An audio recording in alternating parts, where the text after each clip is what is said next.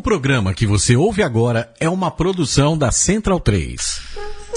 Está no ar com Felipe Figueiredo e Matias Pinto, o Fronteiras Invisíveis do Futebol, o podcast que desvenda a geopolítica do planeta Bola.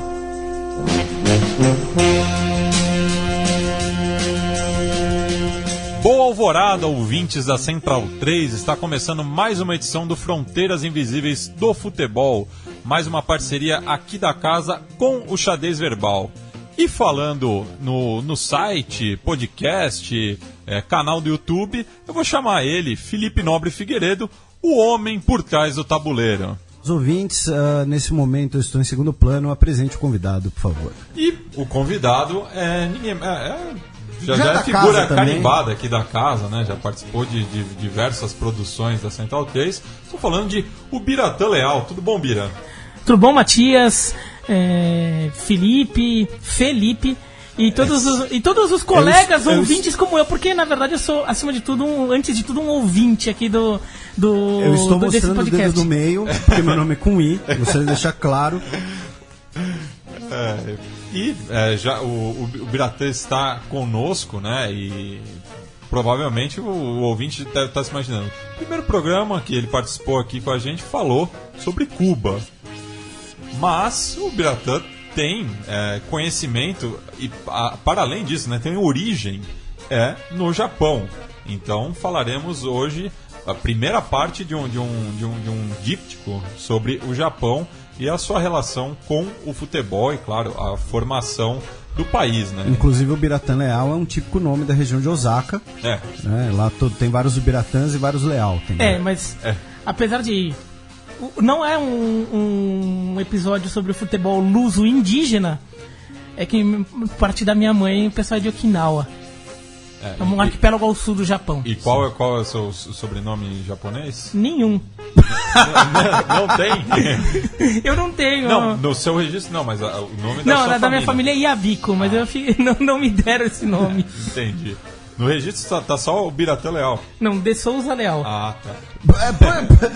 Diretamente dos Algarves. Mas isso é verdade, a família do meu pai é do Algarve. Olha só. De Loulé. Então passemos para o primeiro bloco do Fronteiras.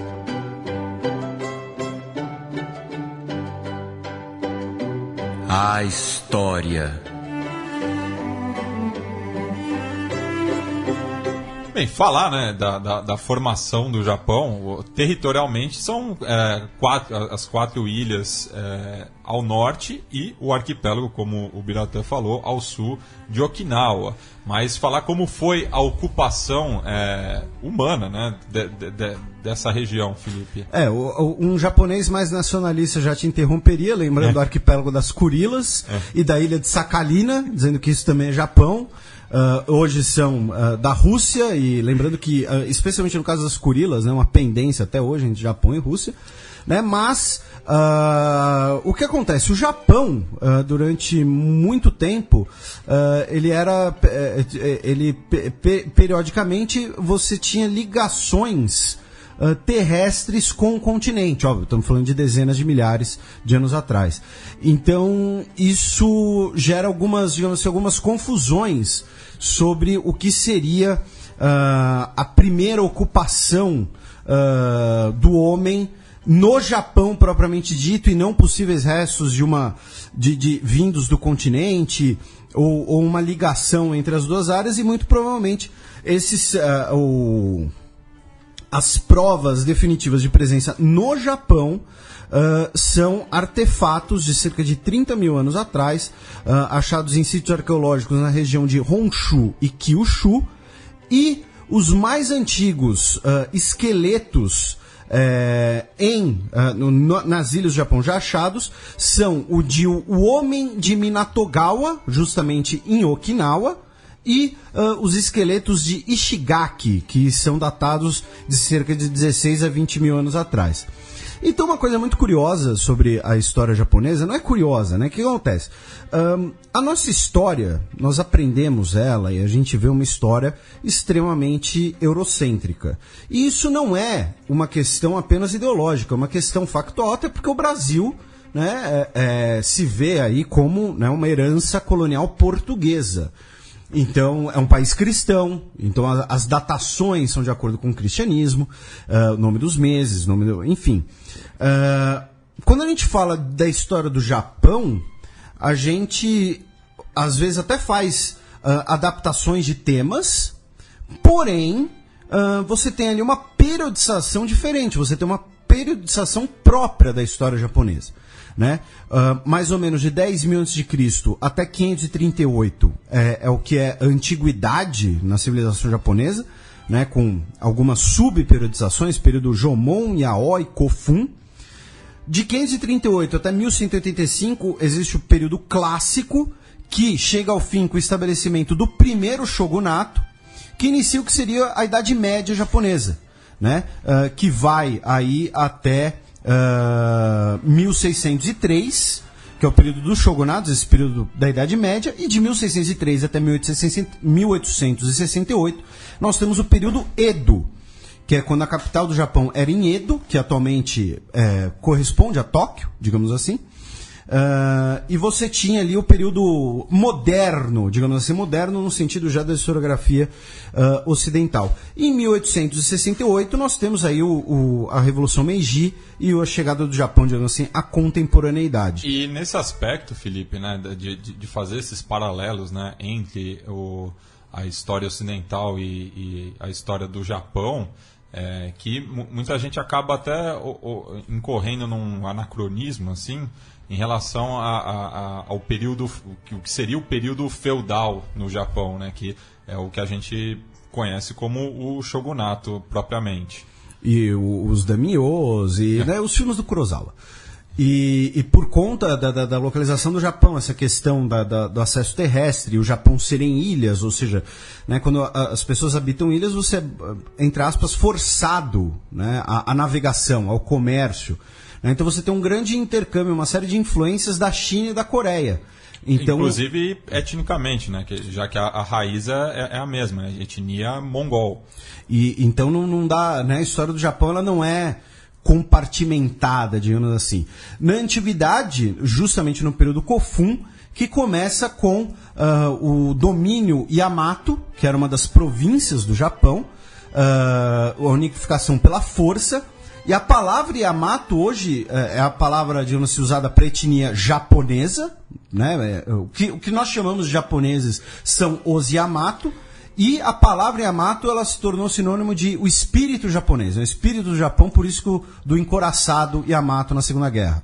E por isso também do melhor desenho animado de todos os tempos, Yamato, que no Brasil ficou conhecido como Patrulha Estelar. Que é quando tiram o Yamato do fundo do mar, né? E transformam ele numa nave. Por aí. Eu não assisti o que, segundo você, é o melhor desenho do mundo. Mas é. Tudo bem, cada um tem a sua opinião. E aí, o que define a passagem da antiguidade para o período clássico, né? Qual é o marco temporal que é utilizado nessa definição, nessa periodização? Né? É o período Asuka, que é justamente a chegada do budismo coreano. Né, ele vai conviver ali com o shintoísmo, que é a religião nativa do Japão. Existem praticantes do shintoísmo aqui no Brasil, inclusive.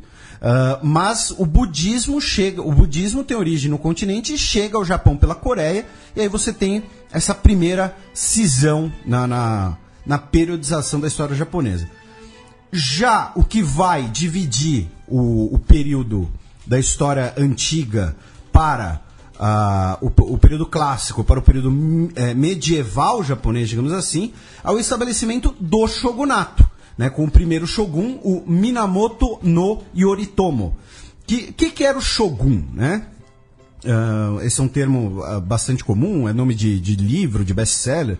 Né? O shogun ele era basicamente um ditador militar, um comandante militar que tinha poderes virtualmente absolutos.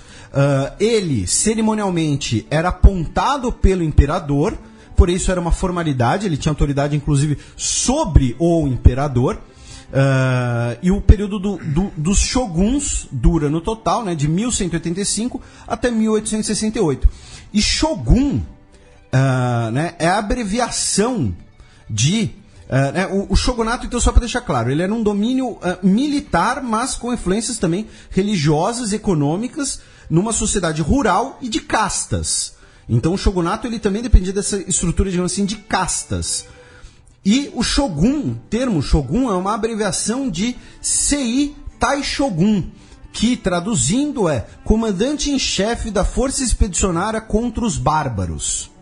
E quem seriam os bárbaros, né? São os visigodos? São os gauleses? Os vândalos, suevos. Eram principalmente o povo Emishi, que é um povo que hoje é considerado extinto, né? Foi uma etnia que foi extinta.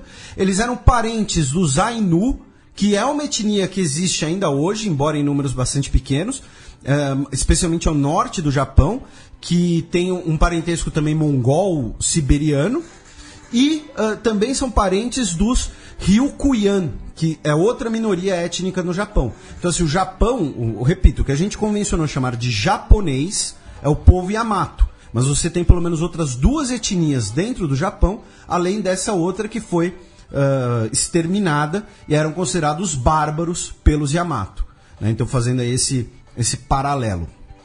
E aí nós tivemos 3 períodos do shogunato, porque o shogunato ele era hereditário, né? Ele era um título hereditário, normalmente de pai para filho. E aí nós tivemos basicamente 3 shogunatos, que é como se a gente falasse que tivemos 3 dinastias. Óbvio, com algumas variações, às vezes você tem uma variação da família que governa, mas você muitas vezes tem a manutenção de tradições, o local que é a capital, entre aspas, os símbolos, né? A heráldica japonesa é muito bonita, inclusive, é bastante diferente da heráldica europeia. Muitas vezes usando flores, usando temas japoneses, claro. O shogunato Kamakura, que foi de 1192 até 1333, foi sucedido pelo shogunato Ashikaga, que vai até 1573, e depois principalmente o shogunato Tokugawa, que é justamente o período Edo, que é quando a capital vai ser transferida para o Edo.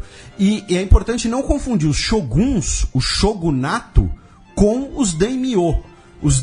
Né, fazendo esse paralelismo com a história japonesa, é o seguinte: o shogun era o rei, e o daimyo era o cavaleiro, o senhor feudal. Tá? O daimyo eram os senhores feudais que tinham terras, essa era a principal diferença. Eles eram subordinados ao shogun e tinham a população das suas terras eram submetidas a ele. Tinha uma ligação de lealdade para com ele.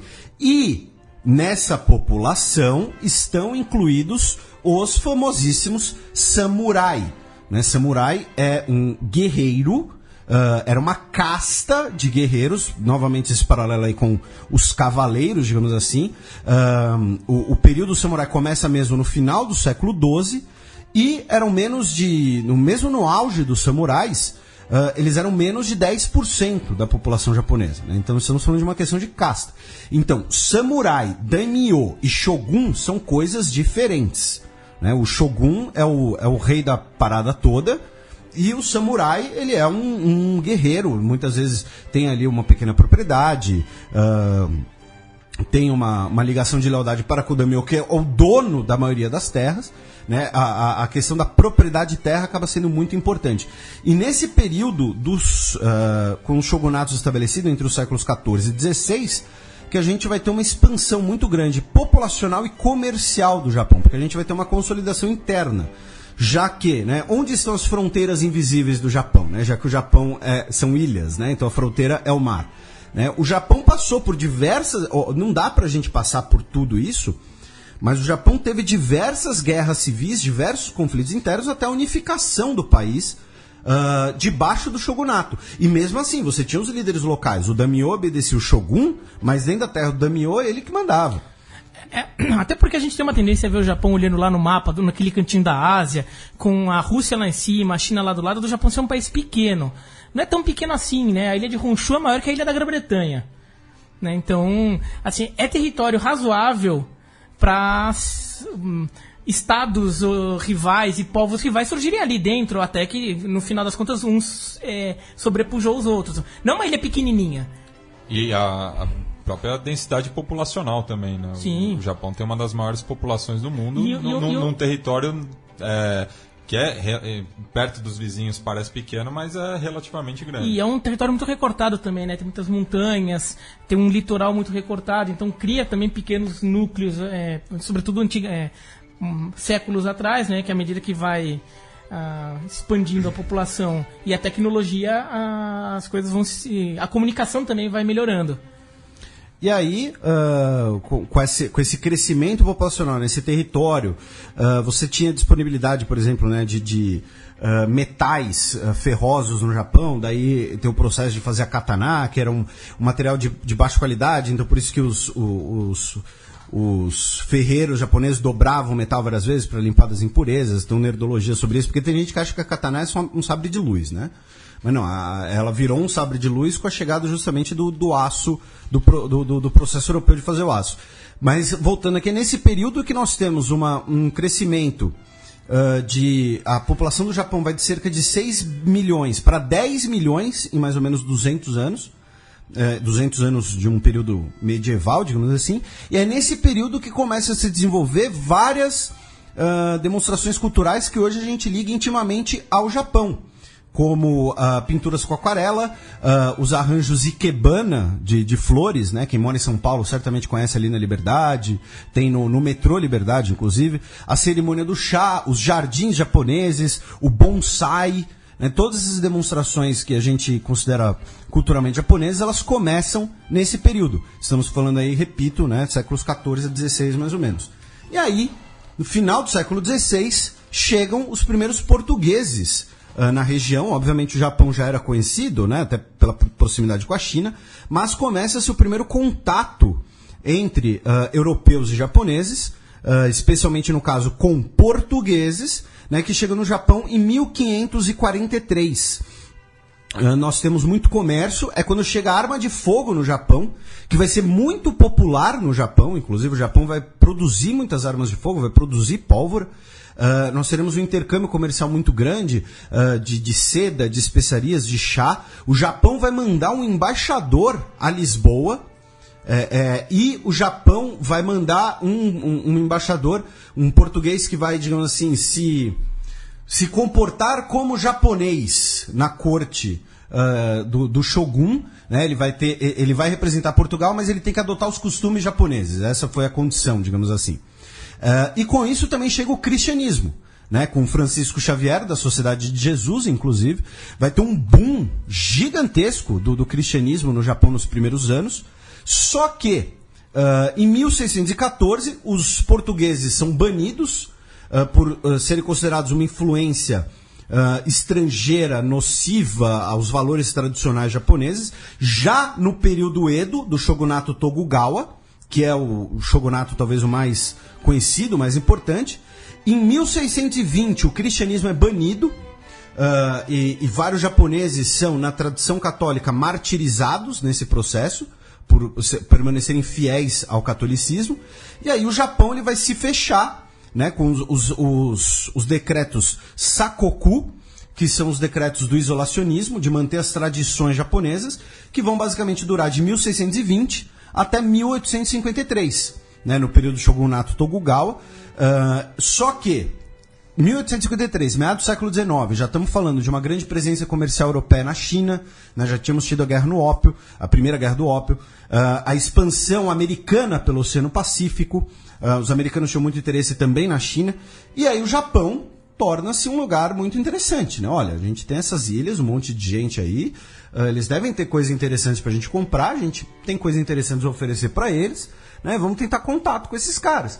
O Japão não aceita, e aí os Estados Unidos adota, né, um dos exemplos mais clássicos, a chamada diplomacia da canhoneira. Né, o Comodoro Matthew Perry, que é um nome que eu nunca esqueço porque é o ator que interpreta o Chandler em Friends, é o mesmo nome. Não é o mesmo? Não, eu acho que não. Eu espero que não. Imagina o Matthew Perry interpretando o Matthew Perry. Isso é muito Black Mirror, meu.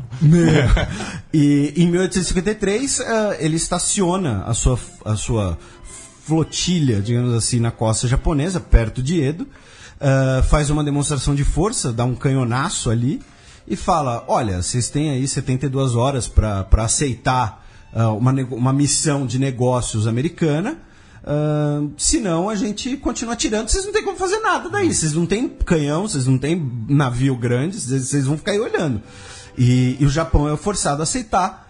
E aí o Japão, ele é aberto, o seu mercado, a sua economia, a sua política são abertos ao Ocidente, por assim dizer, na marra, na base do canhão, né? Que aí esse processo de ocidentalização a gente vai ver no último bloco, mas então é mais ou menos isso aqui, a história antiga do Japão, e digamos. Você falou do Matthew Perry, né, dessa coincidência do nome, e um dos primeiros portugueses, uma das primeiras expedições portuguesas que chegaram ao Japão, eu nunca esqueço, porque é quase um homônimo do meu irmão, foi o Fernão Mendes Pinto.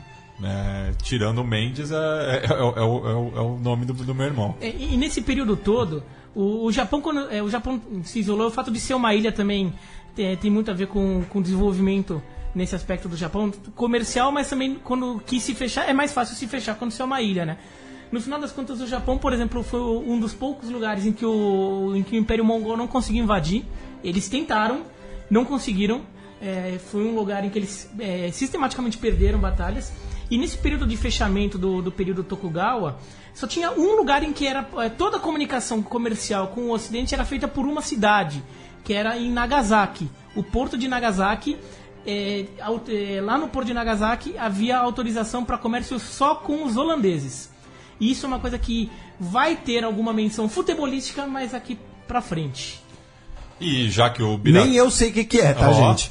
Mas e já que o Biratã prometeu aí, né? Vamos falar do futebol no Japão, como o futebol chegou ao arquipélago. O campo.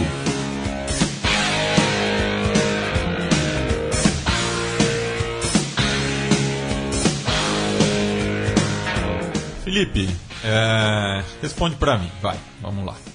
Japão, arquipélago também. Imagino que passou muito navio por lá. Dessa vez foram os ingleses? Foram. O futebol chega no Japão. Pra quem achou esse bloco, só uma coisa, tá, Matias? Pra quem achou o bloco anterior muito curto, é porque a gente tem que resumir a história do Japão. O outro bloco vai ser gigante e a gente tem outro programa, só lembrando, né? Então, mas no caso, o futebol chega no Japão com o tenente-comandante Archibald Lucius Douglas, da Marinha Real Britânica, em 1873, que ensinaram o jogo aos cadetes da Marinha Japonesa na Academia Naval Imperial em Chizukiji, que fica em Tóquio. E assim, vejam, é um britânico que estava lá como instrutor desses cadetes que ensinou o jogo. Ele é parte desse processo de ocidentalização do país, né? Porque como a gente vai ver, o Japão ele vai modernizar suas forças armadas principalmente. E depois você pode ver em O Último Samurai o Tom Cruise ensinando beisebol para os japoneses. Também tem muito bem lembrado. Depois eu falo um pouco disso. O primeiro jogo, e nesse primeiro programa a gente vai falar da seleção japonesa, tá, gente? Os clubes de futebol japoneses vão ficar no próximo programa, e quem sabe, dando certo, a gente vai ter um terceiro programa com uma entrevista com um ex-treinador no Japão. E a menção a Nagasaki e futebol vai ficar pro outro programa só pra ninguém ficar esperando. Você criou um cliffhanger. É clubística, não é de seleção. Eles vão ficar esperando uma quinzena. O primeiro jogo da seleção japonesa foi em 1917, em maio, em Tóquio, quando o Japão tomou de 5-0 da China. E a gente já comentou desse jogo no programa sobre Taiwan, porque é também considerado um dos primeiros jogos da seleção chinesa. E foi por conta disso que o Japão invadiu depois a China. E vai fazer 100 anos aqui um mês, né? Olha só, que coincidência. Foi esse o motivo de falar do Japão, eu estou ligado, né? Pior que nem foi de propósito, quiseram eu que tivesse sido de propósito. Nos anos 1920 e 1930, o futebol começa a se popularizar no Japão. São desenvolvidas as primeiras ligas universitárias, ligas colegiais, ou seja, agora você tem mais gente praticando, e aí a seleção japonesa passa também a disputar os primeiros torneios internacionais. Em 1930, joga os Jogos do Extremo Oriente e é campeão. E o time nacional japonês também joga na Olimpíada de Berlim, em 1936, quando eles têm o primeiro jogo, a primeira vitória contra uma potência europeia, ganham de 3-2 da Suécia, que né, a Suécia tem tradição no futebol, anos depois seria vice-campeã mundial. E aí, passando agora por um breve histórico dos jogos e títulos da seleção japonesa, né, a sua maior vitória foi um 15-0 contra as Filipinas em 67. Provavelmente vingança do 15-2 que o Japão tomou das Filipinas em 1917. Todo dia um 15-2 diferente. Rapidinho, só pra não ficar distante a menção, falou que o Japão ganhou de 3-2 da Suécia na Olimpíada de 36. 2 anos depois, a Suécia foi semifinalista da Copa de 38, né? Perdendo do Brasil na disputa do terceiro lugar. Bom, muito bem lembrado, eu não lembrava disso. E as Olimpíadas de 36 são muito controversas também. Justamente a gente citou aqui já o episódio da seleção peruana, que foi roubada, literalmente. Mas teve outras coisas que aconteceram na Olimpíada de 36 que também foram bem polêmicas. Tinha um tal de... Como é que era o nome do cara lá que governava o lugar onde foi a Olimpíada? Adolfo. Ele tinha um bigodinho todo particular. O Japão participou de 5 Copas do Mundo, todas de 98 para cá. Chegou nas oitavas em 2002 e em 2010, foram suas melhores participações. 2002, quando eu era sede. Exatamente, né? O Japão já sediou vários torneios, inclusive eu achei isso curioso, até listei eles. Em 2002, muito provavelmente só chegou nas oitavas, né? Enquanto a outra sede, a Coreia, chegou na semifinal, muito provavelmente porque o Japão esqueceu de comprar algum juiz. Mas, sem insinuar nada. O Japão tem 8 participações na Copa Asiática, incluindo aí 4 títulos, 92, 2000, 2004, 2011, e já está classificado para 2019. Participou 5 vezes da Copa das Confederações, sendo vice em 2001, inclusive como uma das sedes, e foi aquela vez que a seleção brasileira foi a seleção brasileira mais alternativa do mundo, né? O 10 da seleção era o Ramon, se não me engano.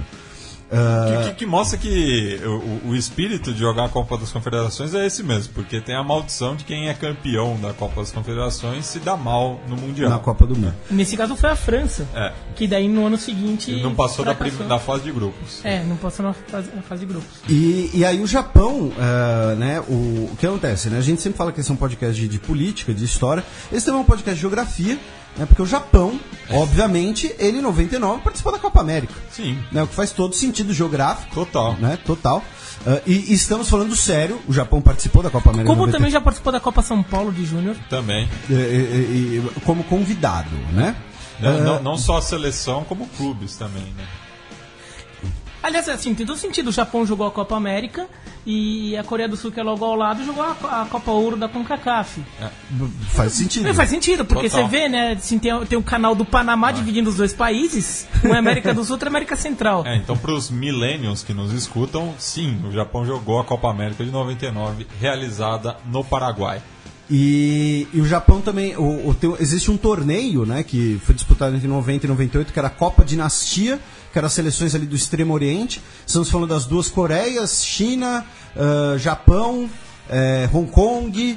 E o Japão teve 4 participações e ganhou 3 vezes. E ela foi sucedida pela East Asian Cup, que é um torneio regional menor, que hoje tem mais seleções disputadas. O Japão tem um caneco. Além disso, o Japão participou de 4 Olimpíadas e em 68 no México levou bronze. Inclusive ganhando do Brasil em 96, nos Jogos de Atlanta. No jogo, eu não lembro. Na estreia. Foi quando o Aldair trombou com o Dida.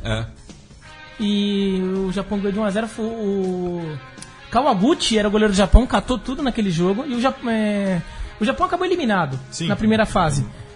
O Brasil ganhou da Nigéria, passou junto com a Nigéria e depois o Brasil ganhou nas semifinais. E aí, né, como a gente mencionou, o Japão ele já sediou muitos jogos, né, que incluem também o futebol, ou não são apenas de futebol em alguns casos. Né? Em 58, Tóquio foi a sede dos terceiros Jogos Asiáticos. Em 64, Tóquio foi sede olímpica e será a próxima sede olímpica também, né, 2020. Em 92, Hiroshima foi a sede da Copa Asiática de Futebol. Em 94, Hiroshima foi a sede dos Jogos Asiáticos, né, que é como se fossem Jogos Olímpicos, né, mas asiáticos. restrito à Ásia. Em 2001, junto com a Coreia do Sul, foi sede da Copa das Confederações, e em 2002, junto com a Coreia do Sul, foi sede da Copa do Mundo.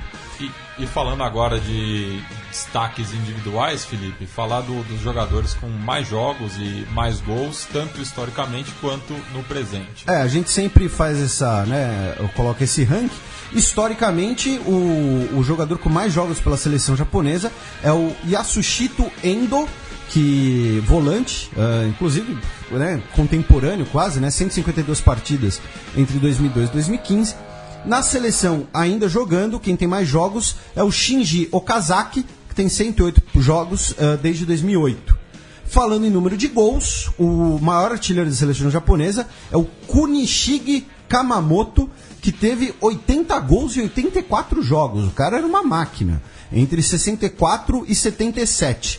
E na seleção atual, com mais gols, é justamente o Okazaki, que tem 50 gols naquelas 108 partidas desde 2008. Né? Jogadores recentes de destaque, né, e talvez tenham sido os dois primeiros superstars do futebol japonês, foram o Nakamura e o Nakata. Né? O Nakamura jogou no Celtic muito tempo, jogou na Espanha, e o Nakata jogou na Roma, jogou no Parma, jogou no Bari, Perugia, jogou na Inglaterra, uma época, Perugia. Né? O Nakata foi o primeiro, talvez, superstar japonês, comercial da Nike. De repercussão mundial, sim. Mas o Kazu é muito forte, era já algum jogador de razoável projeção. Mas o Kazu a gente vai falar mais no programa que vem. Sim.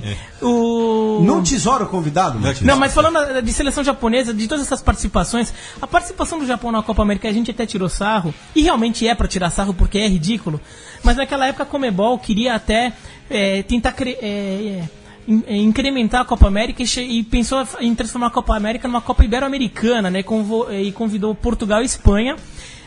Negaram. O Japão é um típico país ibérico. Depois convidaram a Itália também. O Japão acabou vindo. Bom, primeiro que o Japão aceitou, e o Japão estava querendo. Porque ninguém aceitava, o Japão aceitou.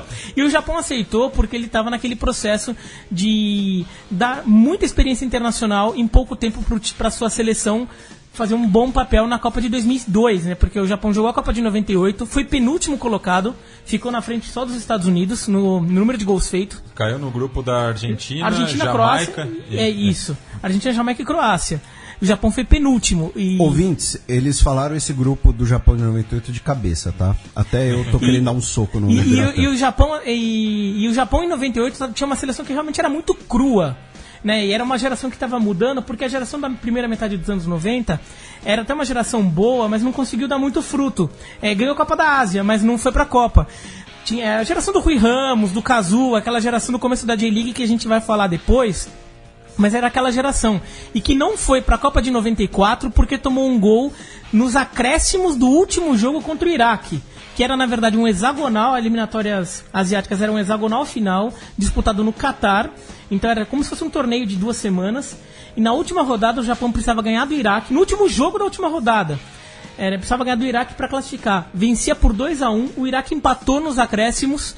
E com isso a Coreia do Sul ficou em segundo lugar no grupo. A Arábia Saudita foi como primeira colocada. E falar, né, desses jogadores que o Bira citou, né, o caso do Rui Ramos, brasileiros que defenderam a seleção japonesa, né? Começou com o Rui Ramos, que jogou de 90 a 95, 32 participações. Depois foi procedido pelo Wagner Lopes, de 97 a 99, 21 jogos. O Alex Santos, de 2002 a 2006, fez 82, enquanto que o Marcos Túlio Tanaka, entre 2006 e 2010, vestiu a camisa azul por 43 jogos. E todos esses jogaram Copa do Mundo, né? Tirando o Rui Ramos, os outros jogaram Copa do Mundo pelo Japão. E essa ligação, né, do Japão com o Brasil, a gente vai falar no próximo programa da colônia japonesa no Brasil, mas ela também é muito forte no futebol, já que, né, o Brasil, né, o país do futebol e tudo mais.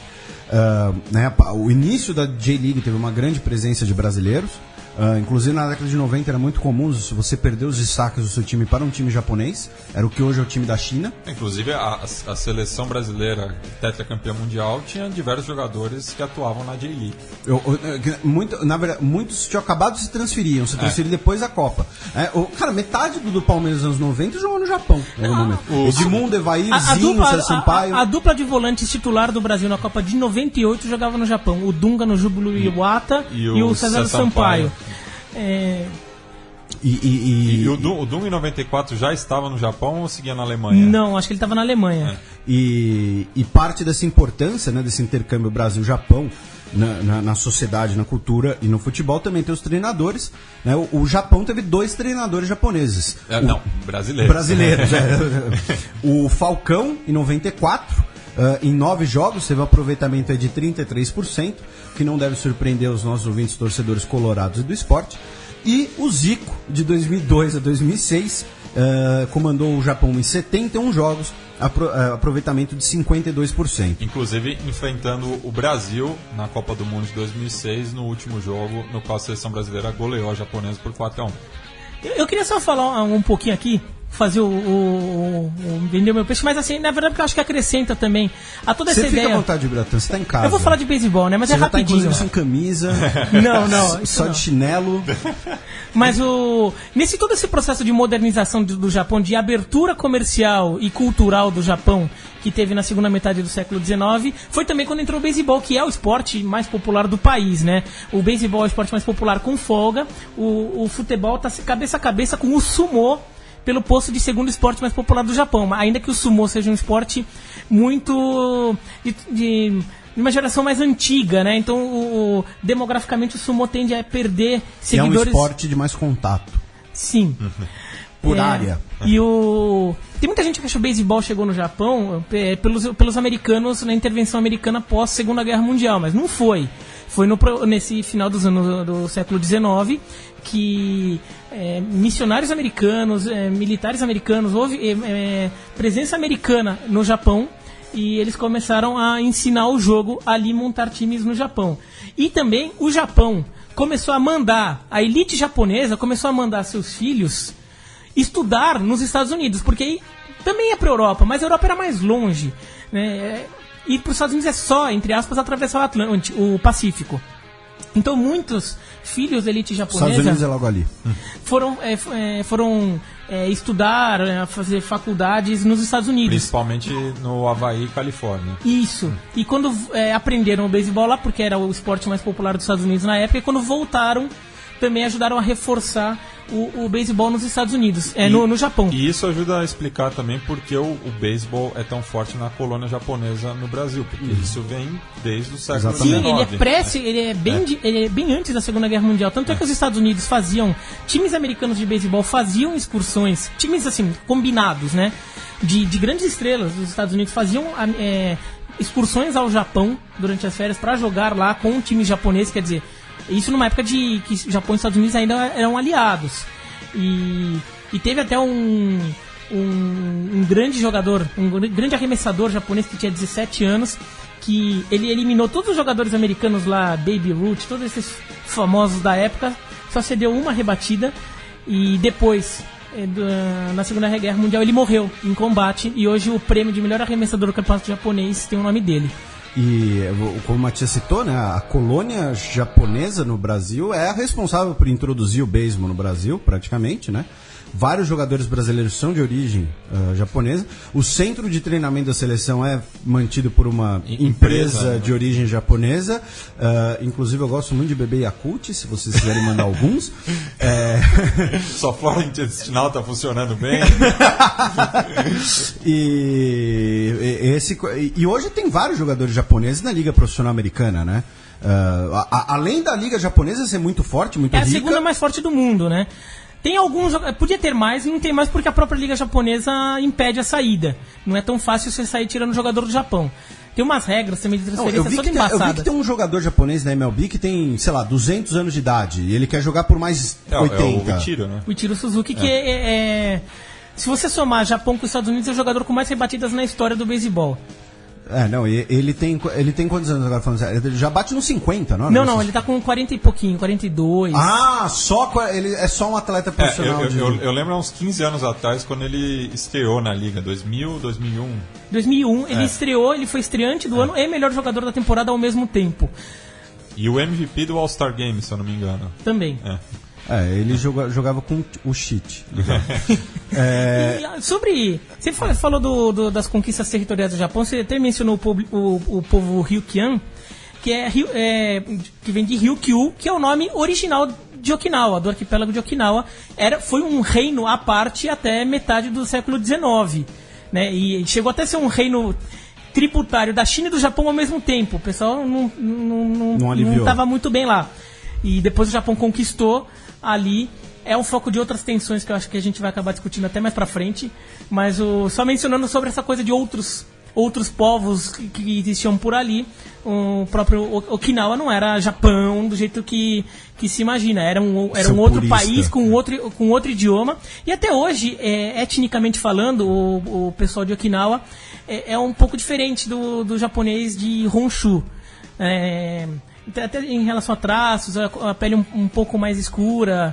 Ele come mais porco. Come mais porco. A base da culinária de Okinawa é porco. O gyoza é de Okinawa, não é? Ou é uma adaptação, um secretismo, não sei. Mas, enfim, esse papo vai dar fome. E hoje, né, só pra gente fechar aqui, né? Hoje os principais jogadores japoneses hoje, né, de maior destaque, aí pro nosso ouvinte que quer contratar no FIFA, não sei... Né, é o Nagatomo, o lateral ruim da Inter de Milão, que só corre.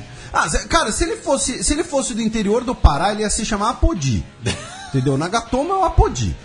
O Kagawa, do Borussia Dortmund, que teve uma passagem um pouco apagada pelo Manchester United, mas é um cara de alcance. Né? O Okazaki, que a gente mencionou, o maior artilheiro da seleção japonesa, foi campeão da Premier League com o Leicester. Atual campeão da Premier League pelo Leicester. Mas ele é o reserva do Vardy, né? E o Honda, do Milan. Inclusive é a camisa 10 do Milan.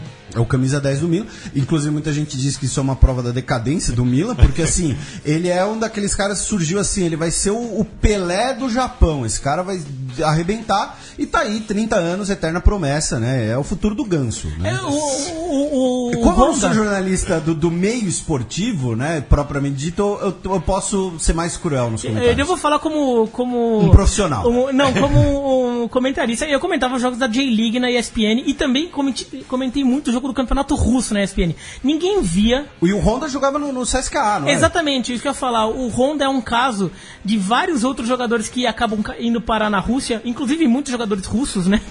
que em algum momento, o melhor momento da carreira, ele passou ali na Rússia e ninguém prestava muita atenção, porque o time não tinha muito destaque. E daí quando ele acaba tendo até uma oportunidade num centro maior, já passou o melhor momento, né? Então acho que o Honda, se ele tivesse ido para a Itália mais cedo, talvez ele tivesse até conseguido fazer mais. Agora realmente já passou. Um contemporâneo dele no futebol russo, que é o mesmo caso ao Dzagoev.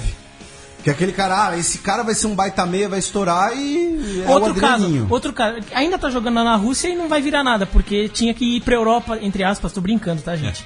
Ir pra Europa desenvolver. O Akinfeev, o goleiro, que surgiu como novo da Saiev e é um frangueiro de marca maior até hoje, né? Tomou um frangaço na Copa do Mundo 2014 aqui contra a Coreia. Aqui não, falar em Cuiabá o jogo. De goleiros, né? O Bira Banks entende bem, né? Expus o apelido de Ubiratan Leal. E finalmente, né, uma coisa que a gente vai falar bastante no próximo programa, mas uma coisa que contribuiu muito para o fortalecimento do futebol japonês, tá ligado à seleção japonesa também, é a série Super Campeões, né, que saiu no Brasil com o nome Super Campeões, né, mas o nome original é Capitão Tsubasa. Capitão Tsubasa. Que foi baseado num cara real, que a gente vai falar no próximo programa. Mas o anime Super Campeões teve muita influência na expansão do futebol na cultura japonesa. E olha só, fazendo aqui a pesquisa do programa, vários jogadores de futebol disseram que eu me empolgava assistindo Super Campeões e por isso eu quis virar jogador. E eu estou falando de gente como Del Piero e Zinedine Zidane já elogiou os Super Campeões, dizendo que assistia quando era moleque. Então você vê que, né, o legado aí do desenho é maior que o legado da Copa. Bem, passemos então agora para o terceiro bloco, no qual vamos falar justamente desse período de abertura do Japão ao Ocidente e as consequências disso. O mapa.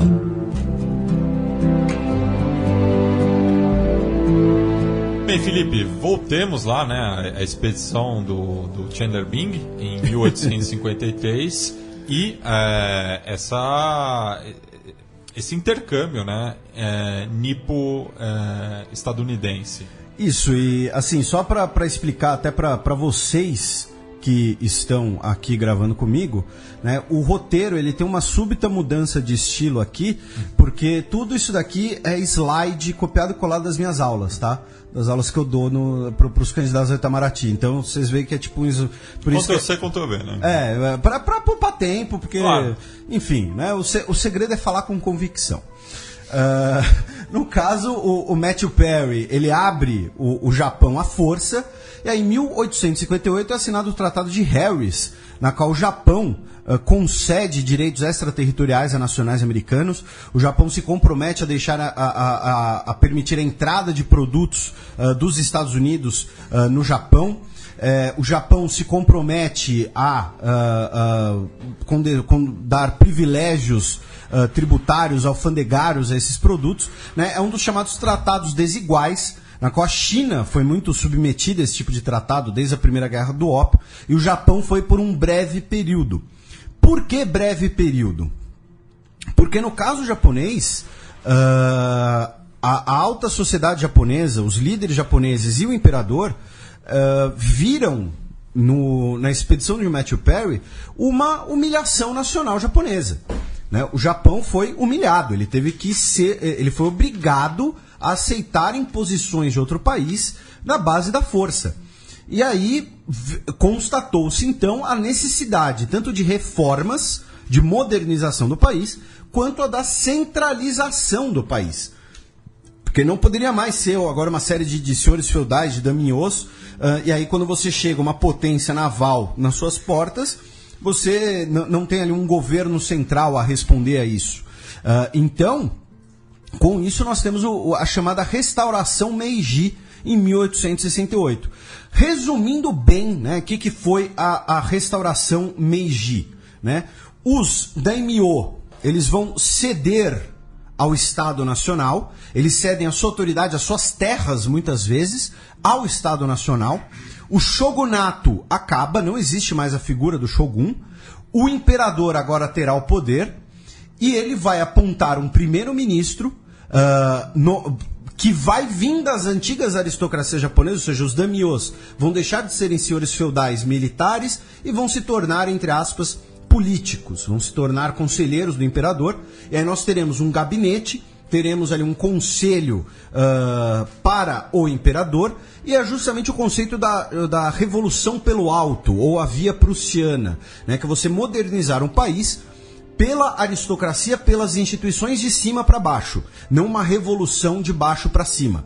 E aí você restaura o poder imperial, você restaura uma autoridade japonesa centralizada com essa seção dos daimyo. Só que é bom deixar claro algumas coisas, que não foi uma seção desse poder completamente pacífica. Nós tivemos a resistência de muitos líderes daimyo, de muitos líderes samurais.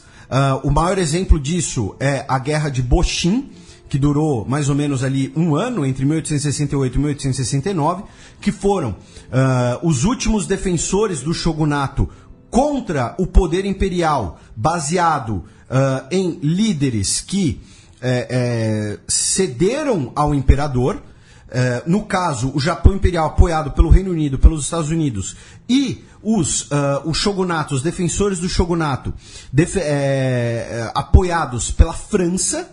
E vai ser nesse contexto, inclusive, que nós teremos os últimos líderes samurai rebeldes contra essa centralização de poder, contra a restauração Meiji, vendo inclusive isso como uma ameaça justamente as tradições japonesas, a história do povo japonês. Então você vai ter aí o episódio justamente, né, né, que você brincou lá do filme, né, mas do Último Samurai, né? O Último Samurai baseado num francês, na verdade, que lutou na guerra de Boshin. Porém, nós tivemos líderes samurais que mantiveram a revolta, e a rebelião de Satsuma, que é a que inspira o personagem do... Qual é o nome do ator? Tom Cruise? Não, o ator japonês que faz o Daimyo.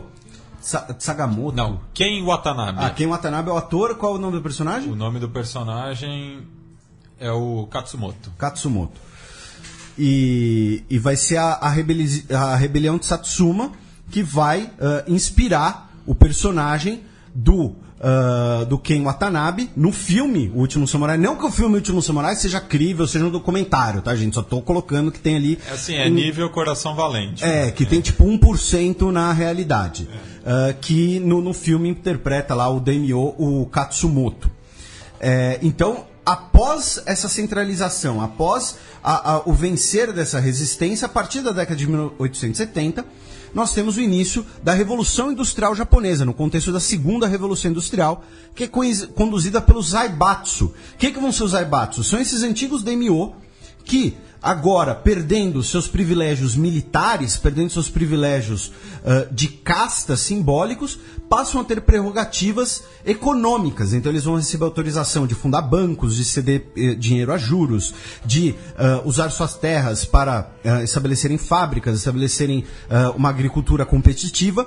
E essas famílias, Zaibatsu, são algumas famílias que vocês já ouviram falar, como, por exemplo, Kawasaki e Mitsubishi. Né?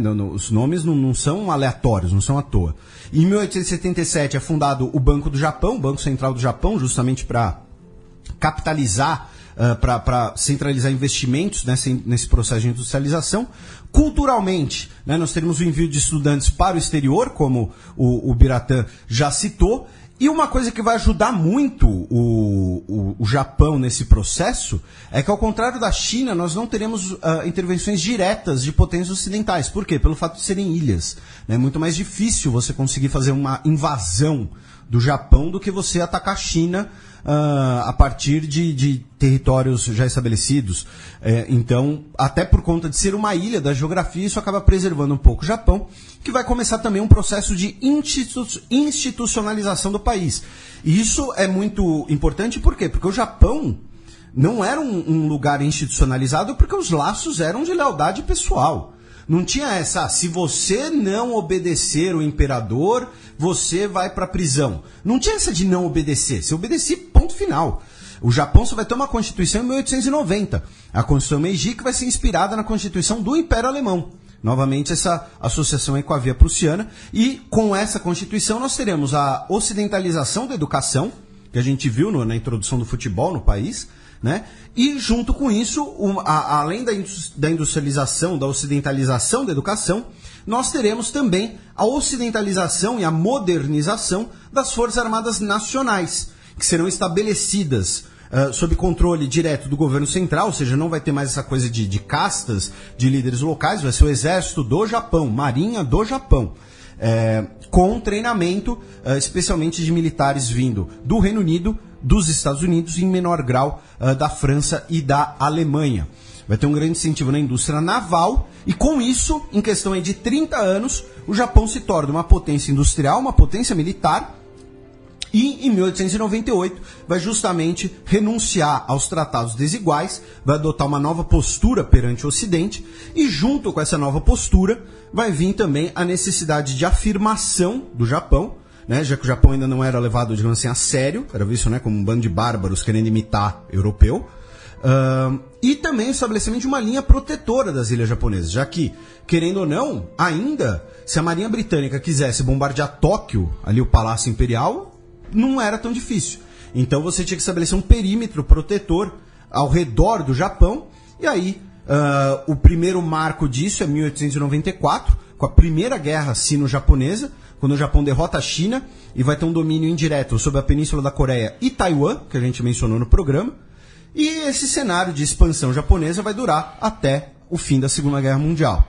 Nesse meio tempo, nós temos a Aliança Anglo-Japonesa, em 1902, que é muito importante, por quê? Porque é a primeira vez que os ingleses saem do seu isolamento esplêndido do século XIX e é a primeira vez que os japoneses fazem um acordo de igual para igual com uma potência europeia.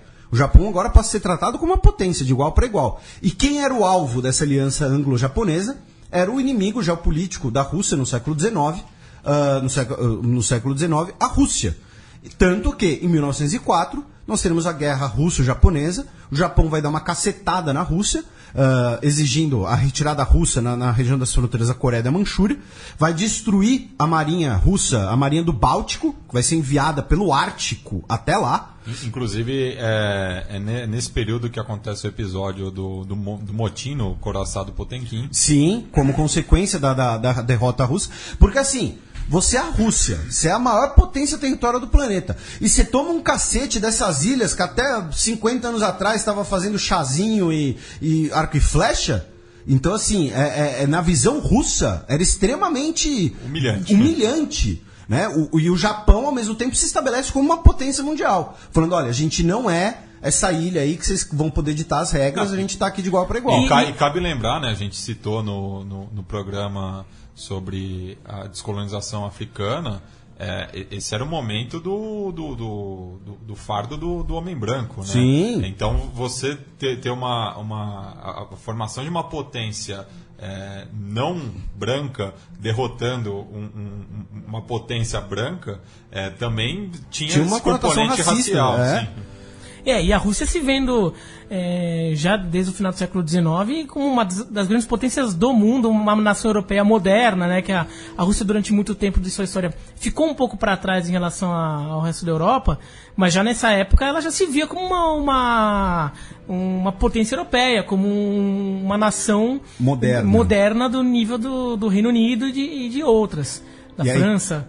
E aí, com isso, o Japão toma a ilha de Sakhalina, que a gente mencionou, da Rússia, também a região de Port Arthur, que fica ali na fronteira da China e da Coreia, e afirma o Japão como uma potência. Em 1902, nós teremos a concretização da anexação da Coreia, em 1910, desculpem, e aí, em 1912, nós temos a morte do imperador Meiji. E o que vai acontecer com a morte do imperador Meiji? Nós teremos um processo em que a expansão japonesa vai continuar, o Japão, com a Primeira Guerra Mundial, vai tomar as possessões alemãs no Extremo Oriente, como Tsingtao, na China, as Ilhas Marianas, parte de onde hoje é Papua Nova Guiné, tinha também uma colônia alemã. Só que o Japão, por conta da morte do imperador, dessa transição de poder, ele vai começar a ter, inclusive, uma disputa interna de poder, de centralização maior ainda ou não. Internacionalmente, o Japão vai ser subrepresentado no que se chama de sistema de Versalhes, pós-Primeira Guerra Mundial, já que o Japão ainda vocês ganharam dos alemães lá na Ásia, vocês não ganharam a guerra, propriamente dito, e vocês têm essa coisa aí com os chineses, isso é ilegal, tudo mais. E aí o Japão vai crescentemente se tornar um país fascista. A sensação do Japão após o Versalhes é uma sensação parecida com a da Itália. E o processo, no final das contas, não é por coincidência similar. Aquela sensação de que todo mundo pode fazer o seu império menos eu. Mais ou menos isso. Quer dizer, a Inglaterra pode ter o seu, a França pode ter o seu, os Estados Unidos já são um país gigantesco, a Itália não pode crescer e o Japão não pode crescer, né? Então, são dois países que saíram dessas conversas da mesa com muito remorso, com muito ranço de tudo aquilo que aconteceu, né? A Alemanha também saiu sem poder ter seu império, mas a Alemanha foi... A Alemanha porque era derrotada, Era derrotada, como a Áustria, a Hungria, Sim. né? E só um esclarecimento, né? O nome do imperador não era Meiji, isso é um título, né? Que é o Iluminado. O nome dele de nascimento é Mutsuhito. O imperador no Japão ele só tem um nome, e você só usa esse nome quando ele estiver vivo. Quando ele morre, vira a era, né? A era Meiji, depois era Taisho, depois Showa, que era o Akihito na Segunda Guerra Mundial. Hirohito, Akihito é o atual, e aí quando ele falecer, o nome Akihito vai deixar de ser usado e aí vira era alguma coisa, e não o sei. calendário japonês era contado assim, né? Ano X da era tal, do imperador. Agora não, eles... Pro dia a dia, ainda essa nomenclatura ainda se usa para algumas questões oficiais, mas no dia a dia já se usa o calendário ocidental, gregoriano, que estamos em 2017. O calendário da Bolsa de Valores. o calendário que domina. Mas que começa no Japão, já que o dia começa lá. Não, o dia começa nas Ilhas Chatham, na Nova Zelândia. Isso. Não, eu digo pro mercado financeiro. Não é lá que o dia As Ilhas Chatham tem 15 minutos de fuso à frente. O primeiro ano novo é lá. Então, com esse remorso e com a morte do imperador, e depois o imperador Yoshihito morre em 1926, nós temos uma crescente centralização, um crescente autoritarismo e nacionalismo japonês, que é o fenômeno do fascismo japonês. Né? E aqui a gente está falando de fascismo na definição acadêmica, não na definição de discussão política de Facebook. Né? Então, além disso, nós temos um início de crise financeira no Japão, que é causado pelo terremoto Kanto de 1923, uma bolha financeira local imobiliária, lembrando que o mercado imobiliário no Japão é muito complicado até hoje, né, porque o espaço é limitado. Não, teve uma determinada época nos anos 80, quando o auge do Japão, que o terreno do Palácio Imperial japonês, claro, nunca seria posto à venda, mas o valor de mercado dele era maior que todo o território da Califórnia. Então, Não, e da Califórnia, não estou falando, com todo respeito, não estou falando do Wyoming, não estou falando de Montana, que é um monte de fazenda e montanha, não, estou falando da Califórnia. E hoje tem aquela coisa, né? Para você ter um carro, você tem que comprovar a renda para pagar o estacionamento, um negócio assim, né? Tem umas coisas assim. Tem aqueles apartamentos tipo de 15 metros quadrados, né? Que são quase umas caixas. Então a gente teve uma bolha imobiliária em 1927 e aí teve a crise de 1929, que afetou muito o Japão, justamente por ser uma potência em ascensão, assim como afetou a Itália e a Alemanha destruída, né? Nos anos entre guerras, né? Você tem a definição aí dos três eixos de potências, né? A potência socialista, as potências ricas, que eram Estados Unidos, Reino Unido e França, que sofrem com a crise de 29, mas tem espaço para suprir essa crise, espaço territorial, colônias, o que for. E as potências pobres, Alemanha, Itália, Japão, Espanha, que são as potências que sofrem com a crise e não tem espaço para solucionar essa crise, espaço geográfico. Né? Lembrando que a visão econômica da época é diferente da visão econômica de hoje. Então, o Japão sofre muito com essa série de crises. Isso vai favorecer tanto a ascensão bancária daquela aristocracia, eles vão se tornar agora os donos da economia também, como vai fortalecer a ideia de que o Japão precisa se expandir. Precisa estabelecer agora não apenas uma linha protetora, mas um império colonial, como você mesmo disse, um império autossuficiente. Além disso, a expansão pelo Pacífico do Japão foi interrompida com o Tratado de Washington de 1922, foi um tratado que limitou os tamanhos das marinhas e dos navios do mundo. Lembrando que em 1922 os encouraçados eram as armas de destruição em massa, né? Eram as armas nucleares da época. Isso limitou muito o arsenal japonês, e aí com a ideia de que o Japão era uma nação vitoriosa da Primeira Guerra Mundial, que o Japão tinha que superar essa crise, que o Japão tinha o direito a se expandir.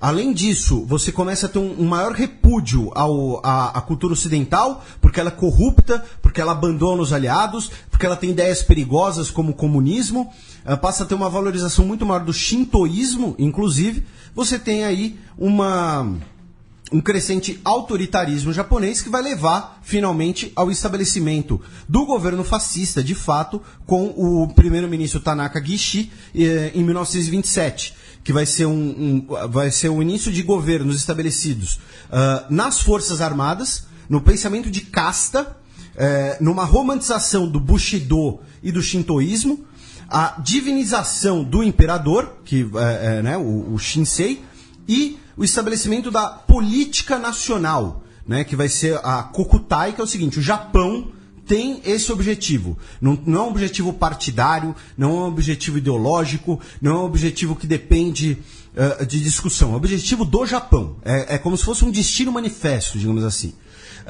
Na década de 1930, nós teremos o estabelecimento dos Kenpeitai, que vai ser como se fosse a polícia política do fascismo japonês, uma espécie de Gestapo, vamos dizer assim, ou de... Qual era do Getúlio Vargas? Me pegou. Me fugiu também. Mas enfim, tipo a polícia política do Getúlio Vargas.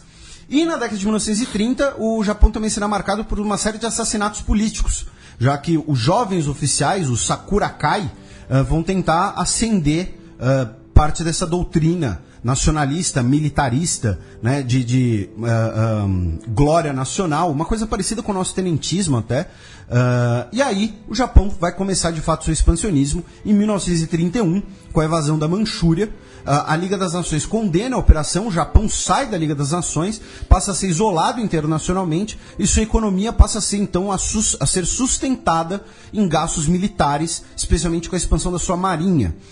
Em 1936, nós temos o Pacto Anticominterme com a Alemanha nazista, ou seja, o Pacto Anticomunismo Internacional entre nazistas e fascistas japoneses. A Manchúria, só para contextualizar, é a região ali do nordeste da China, né? A fronteira ao norte da Coreia, as Coreias que já eram dominadas pelo Japão. E isso é uma coisa que ajuda a entender como é a formação do eixo, né? O eixo tinha como principal bandeira o anticomunismo. E como inimigo comum a União Soviética, que estava ali no meio dos dois. Em 1937, nós temos a invasão da China, propriamente dita, com a justificativa de uma expansão agrícola para você garantir o suprimento à sociedade japonesa, para garantir uma expansão da economia japonesa. E a invasão japonesa da China é marcada por uma série de crimes de guerra, crimes contra a humanidade, algumas coisas horrendas, tipo o estupro de Nanquim, né, que é o episódio mais conhecido. E aí, em 1938, o Japão proclama a nova ordem na Ásia Oriental, na qual o Japão é a potência consolidada na Ásia Oriental. E aí, em 1939, acontece uma coisa muito curiosa, que a gente já mencionou algumas vezes aqui no programa do Xadrez Verbal, que é o seguinte, né, tendo como inimigo comum a União Soviética, o mais antigo aliado da União Soviética, como União Soviética, é a Mongólia. Né? A Mongólia foi o primeiro país a se tornar comunista. 1921, né? 21. E declara o governo em 24, se não me engano. Ela faz aliança em 24. E aí o Japão tenta invadir a Mongólia como uma forma de enfraquecer os soviéticos e tentar unir os chineses, né? Porque os chineses acham que a Mongólia é parte do seu território também.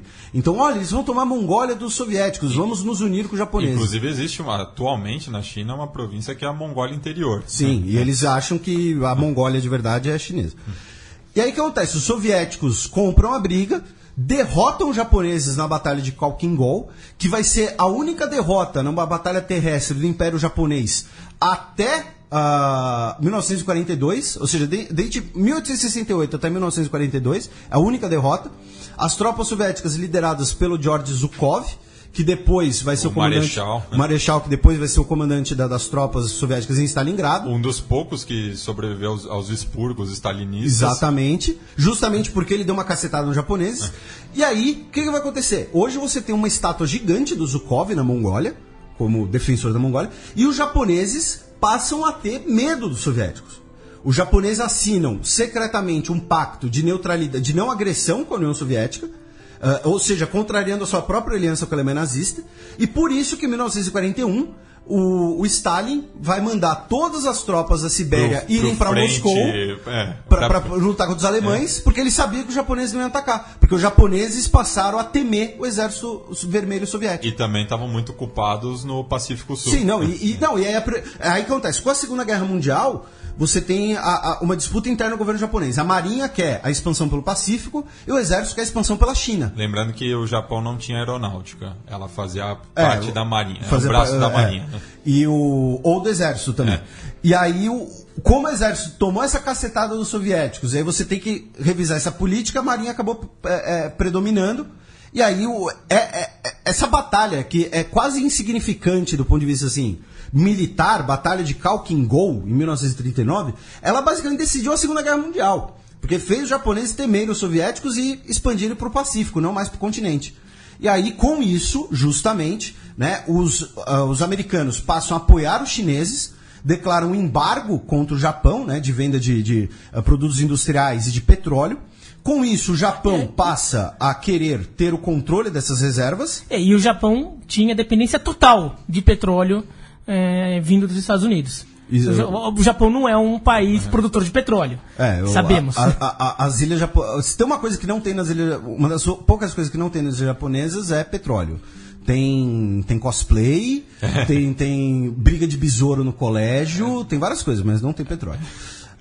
E aí o Japão passa então a expandir-se em direção justamente ao sul. Os Estados Unidos não embarga apenas petróleo, ele também embarga cobre e aço, e também fecha o canal do Panamá a navios de bandeira japonesa. Né? Os Estados Unidos tinham como prioridade geopolítica o Oceano Pacífico, a gente já mencionou isso. Então, o Japão ocupa a Indochina Francesa em junho de 1940. O atual Vietnã. No contexto da Segunda Guerra Mundial, né, a França sendo, né, um país derrotado pelo seu aliado Alemanha. E aí, o que o Japão queria fazer? O Japão queria tomar as regiões insulares, especialmente as Índias Orientais Holandesas, a atual Indonésia, e por querer tomar as Índias Orientais Holandesas, sabendo que isso geraria uma reação militar britânica e possivelmente dos Estados Unidos, o que o Japão faz? Planeja, né, um ataque preemptivo a Pearl Harbor, a base americana no Havaí, porque o que aconteceu? O Japão sabia que não tinha como competir industrialmente com os Estados Unidos, então tinha que ter uma vantagem. Tinha que sair na frente. Então, destruir a Marinha Americana do Pacífico saía na frente aí nesse conflito, pela falta de recursos naturais e tudo mais.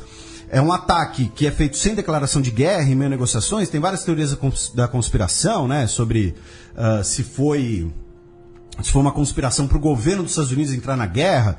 Enfim, tem uma nerdologia sobre isso, para quem quiser ver. Causa um grande ultraje na opinião pública. E aí, em 7 de dezembro de 1941... os Estados Unidos oficialmente entram na guerra, o Japão oficialmente está em guerra com basicamente todo mundo. E aí nós temos o Japão envolvido em 2 guerras. A guerra continental contra a China e Reino Unido. Né, Reino Unido, no caso, no Sudeste Asiático, ali, Malásia, Singapura, Birmânia. E a guerra marítima insular contra Reino Unido e Estados Unidos. O Japão toma a Indonésia, toma Hong Kong, toma mais regiões da China, toma outras regiões insulares. Porém, a partir da Batalha de Midway, em 1942, quando tem boa parte da sua frota de porta-aviões destruída, passa a sofrer uma série de reveses. É derrotado na Batalha de Guadalcanal, em fevereiro de 43, nas Ilhas Salomão, que é do filme Além da Linha Vermelha, que eu particularmente acho um filmaço. O Japão também passa a enfrentar diversas resistências nessas ilhas, que vão ser depois o berço dos movimentos pelas independências, né, a resistência do Vietnã, a resistência na Indonésia. E aí a derrocada é causada principalmente pela falta de recursos militares japoneses. Né? O Japão passa a ter tentativas desesperadas de reverter a guerra, de lidar com a guerra. A mais famosas são dos kamikazes, né? O senso ali de obediência, e que se render seria uma desonra. Os Estados Unidos promovem uma política de guerra aérea e de cerco insular, com bombardeio incessante, usando inclusive bombas incendiárias. Muita gente fala de Hiroshima e Nagasaki, mas a cidade mais castigada pelos americanos foi Tóquio. Até porque Tóquio tinha muitas construções de madeira, na época ainda. Você joga uma bomba incendiária lá, calcula-se que 400 mil pessoas morreram queimadas. Sabe? Estamos falando aqui de coisa barra pesada mesmo. Só que o exército japonês ainda persistia no continente, na China. Por isso que tiveram que fazer o diabo para convencer o Stalin a entrar na guerra contra o Japão. Aí quando a União Soviética invade a Manchúria, já no fim da guerra, claro, o Japão já estava derrotado, mas é meio que a gota d'água para a guerra, para o exército, e para o imperador a gota d'água vão ser as bombas atômicas de Hiroshima e Nagasaki, 1945, é agosto, e aí o Japão se rende em 15 de agosto de 1945, né, a declaração da voz de joia, né, porque é a primeira vez que os súditos japoneses ouvem a voz do imperador no rádio. Né? E ele dizendo para não resistirem, para se renderem, muitos se suicidam. E ele, inclusive, sendo constrangido pelo general MacArthur, que recebe ele com as vestes do fronte, assim. E com isso temos aí o fim do período imperial japonês. E tem... Daí são várias teorias que se levantam, né? Mas uma das teorias é que os Estados Unidos teria os Estados Unidos teriam soltado as bombas atômicas como uma forma de acelerar o fim da guerra, porque se eles demorassem mais, ficassem mais lá naquele rame-rame da batalha no Pacífico, a União Soviética, que já tinha rompido com o Japão, falou, que se dane aquele nosso acordo, eu vou invadir mesmo. A União Soviética ia sair passando o trator por ali e colocar o Japão dentro de sua esfera de influência, né? Então, há quem considere que uma das motivações americanas teria sido acabar logo com a guerra, nos termos americanos, para os Estados Unidos. E uma forma, inclusive, de mandar um recado para a União Soviética. Também, né? Olha a bomba que eu tenho aqui. Olha o que eu tenho. Okay, se quiser brincar, não tá com medo de brincar, não desce pro play, né? Quase. Mas assim, a União Soviética ela ficou em guerra com o Japão por acho que 2 semanas, mais ou menos. E por conta disso, já levou metade da Península Coreana, a Ilha Sakhalina de volta, as Ilhas Kurilas. E as Ilhas Sakhalina e as Ilhas Kurilas são motivos de complicações até hoje. Até hoje. E só sobre essa guerra entre Estados Unidos e Japão, o Japão foi responsável pelas únicas mortes de civis americanos em território americano durante a Segunda Guerra Mundial. Porque os japoneses lançaram uma arma que era a Fugo, que era um balão de hidrogênio com bomba que eles soltavam, pegavam uma corrente e atravessava o Pacífico e caía nos Estados Unidos. Não matou ninguém, mas teve uma que caiu no Oregon, ficou por ali. Causou um incêndio. E matou 5 pessoas que tinham ido fazer um piquenique no parque. E o Biratã não está de sacanagem. Isso é verdade.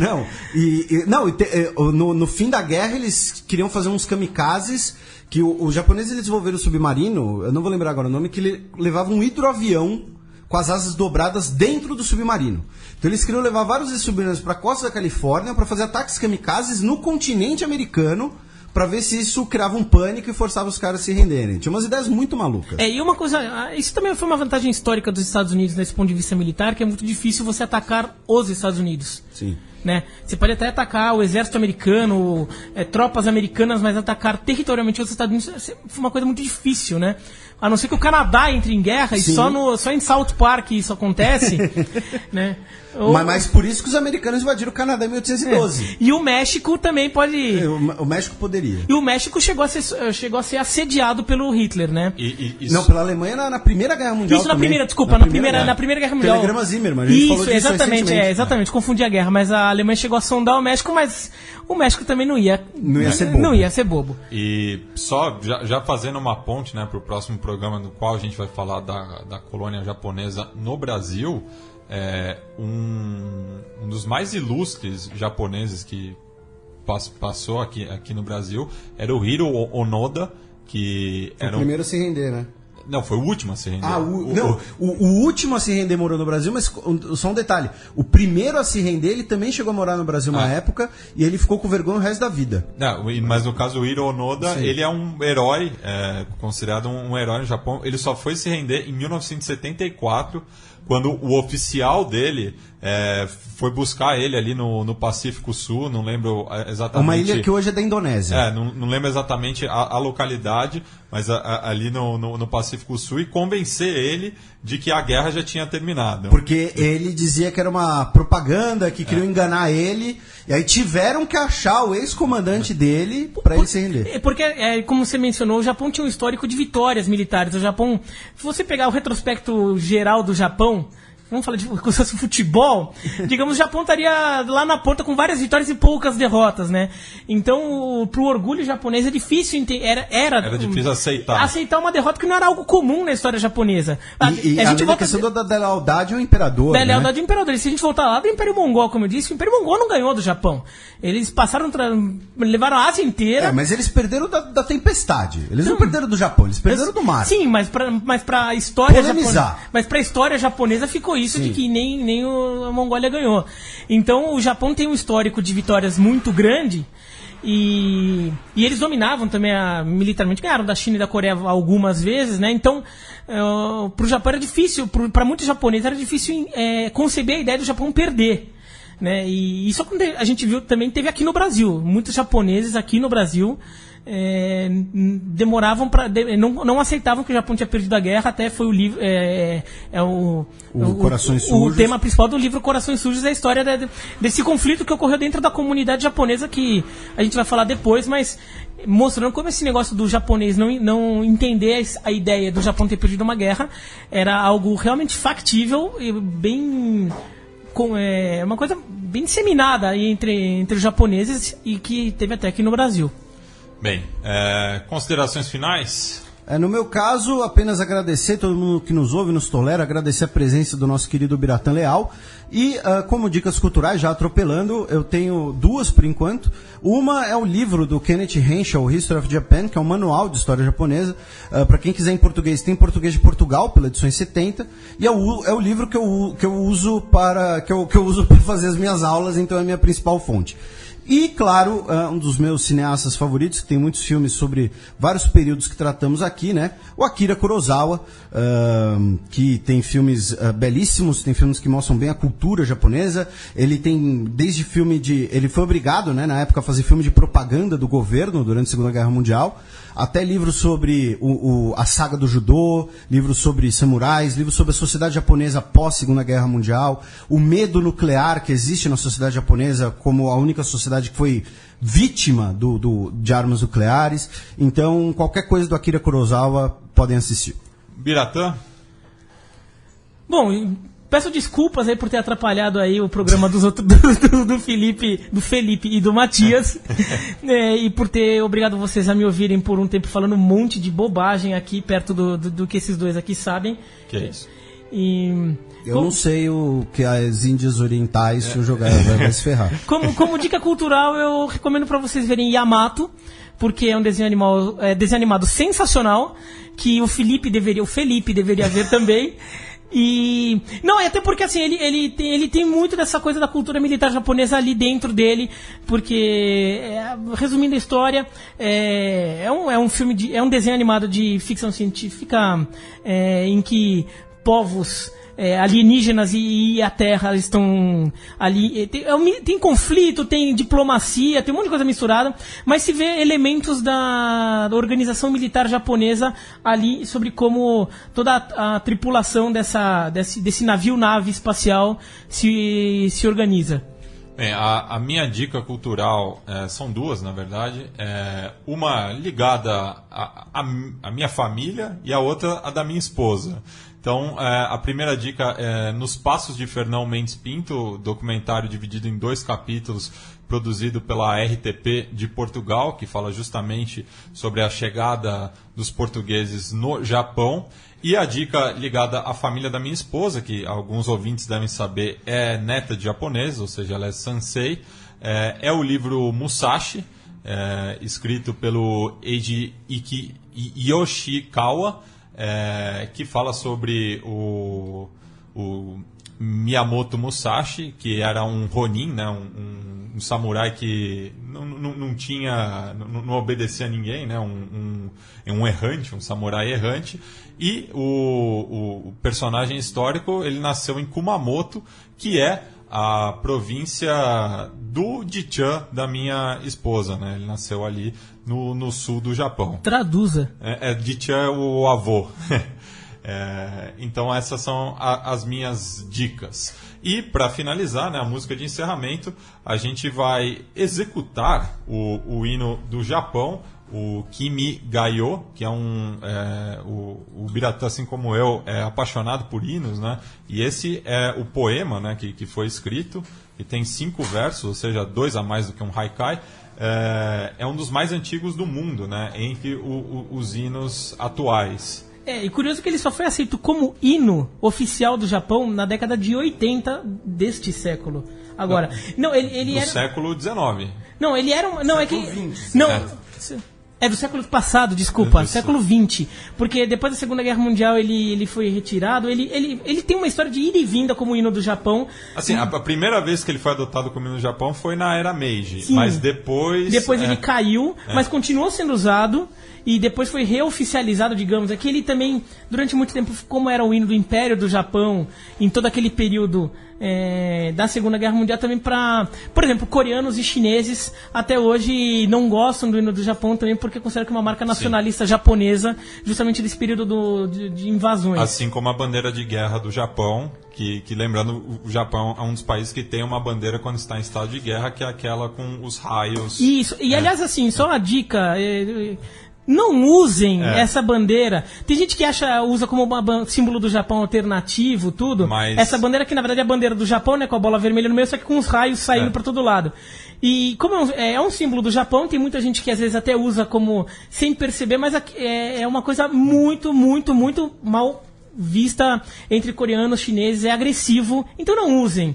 Por favor, o Japão hoje não está em guerra com a Coreia, com a China, e não precisamos ficar criando provocações até as feridas não cicatrizaram até hoje. Isso. Então encerramos o programa com Kimi Gayo.